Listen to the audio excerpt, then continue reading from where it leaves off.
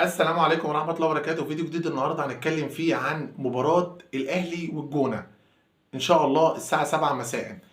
عايز أقول لك حاجة بس قبل أي حاجة، لازم يعني اللايك بتاعك الجميل عشان هو ده اللي بيدعمني وبيخليني أكمل وبيخلي الفيديو ينتشر. التشكيل المتوقع النهارده: مصطفى شوبير في حراسة المرمى، قدامه متولي ومحمد عبد المنعم، طبعا غياب ربيعة بسبب الإيقاف. في اليمين عمر كمال تقريبا هيبدأ النهارده اساسي. في الشمال علي معلول.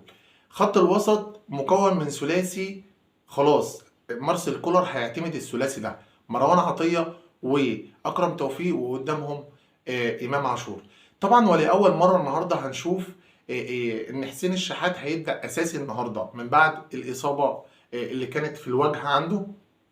حسين الشحات هيلعب جناح شمال، وبيرسي تاو جناح يمين، وفي المقدمه خط الهجوم وسام ابو علي. كل التوفيق للنادي الاهلي النهارده، ان شاء الله يرجع بثلاثة بونت ويقربوا اكتر من المركز الاول في مسابقه الدوري العام المصري، وان شاء الله نحصد اكتر. يعني مش عايزين نضيع ولا بونت في الماتشات اللي جايه دي، لان اي بونت بيرجعك ورا كتير ورا كتير جدا، وهيفقد المنافسة على الدوري المصري. وشفنا في مباراة الإسماعيلي الاستهتار كلفنا ضربة جزاء، وآخر الماتش كان الإسماعيلي هيرجع، ولكن لولا تألق أوفا اللي كنت عايز أعمل له فيديو كامل لوحده.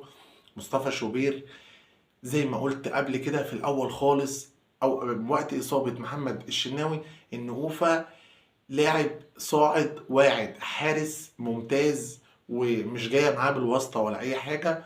وهو طبعا بيثبت ده في الملعب قدام الجماهير وقدام عينينا كلنا، ان هو حارس واعد وصاعد بقوه. وان شاء الله هو مستقبل حراسه المرمى النادي الاهلي ومنتخب مصر فيما هو قادم.